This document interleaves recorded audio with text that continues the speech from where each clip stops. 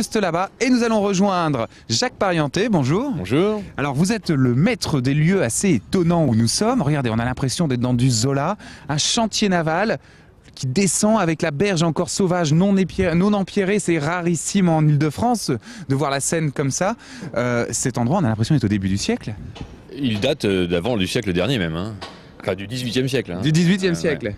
Alors votre famille, depuis plusieurs générations, est spécialisée dans les chantiers navals pour les bateaux d'eau douce. C'est ça, on fait la construction de navires, de bateaux de navigation intérieure depuis 1727. Ah quand même. Mais seulement depuis 1924 à Villeneuve-la-Garenne. Avant vous étiez en Belgique? Avant on était en Belgique, le chantier belge existe toujours. Hein. Ouais. Il fallait exister jusqu'en 85 et depuis il a été transformé en un musée parce que c'était le plus ancien chantier naval de Belgique. Eh ben.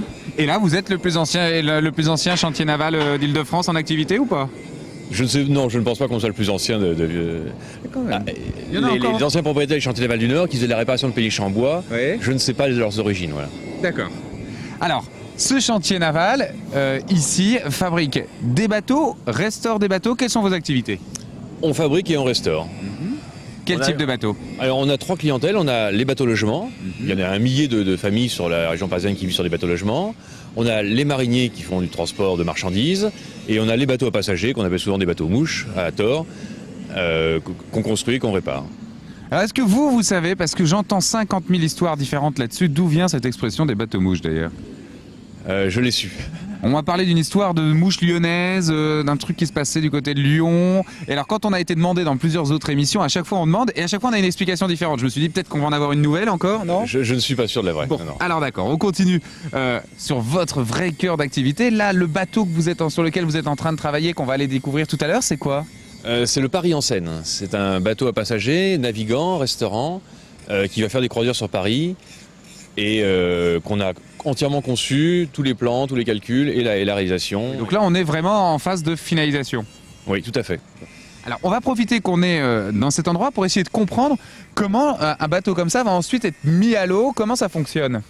Alors, on a 6 rails de chemin de fer, hein, vraiment des rails de la SNCF, avec 6 chariots dessus, qui descendent jusqu'à 24 mètres de longueur sous l'eau, pas de profondeur. Hein. Le bateau vient en naviguant au-dessus des chariots et on remonte avec le bateau dessus.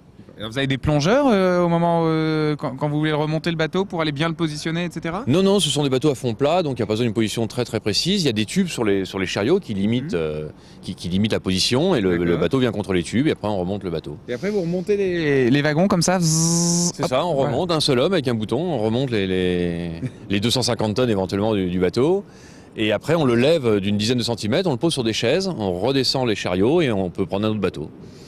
Formidable. Alors, ce qui a changé depuis l'installation de chantier naval ici, c'est finalement le petit bouton dont vous m'avez parlé. Avant, comment ça fonctionnait? Eh bien, moi j'ai vu, donc j'étais jeune et je ne travaillais pas au chantier, mais on montait les bateaux à la main. C'était vraiment des treuils manuels. Et comme il n'y avait pas assez d'ouvriers dans le chantier, ça se faisait le dimanche matin, après une bonne semaine de 60 heures, hein, 10 heures par jour jusqu'au samedi soir.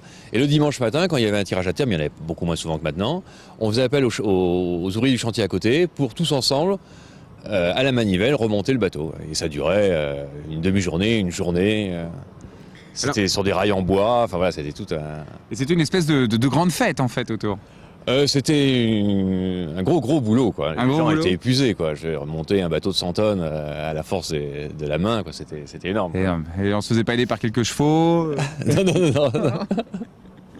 D'accord. Alors, aujourd'hui, vous pouvez travailler un bateau à la fois ou 2 bateaux? On peut travailler sur 4 bateaux à la fois, sur le chantier, plus 1 ou 2 ou 3 bateaux à flot, quoi. Parce que c'est ce qu'on voit ici, là, par exemple, qui sont en train de travailler sur un bateau à flot. C'est ça, oui. Là, on est en train de travailler sur 3 bateaux, ouais. Alors là, on fait quoi, par exemple, sur ce bateau? Ce bateau-là, on va lui rajouter un demi-étage.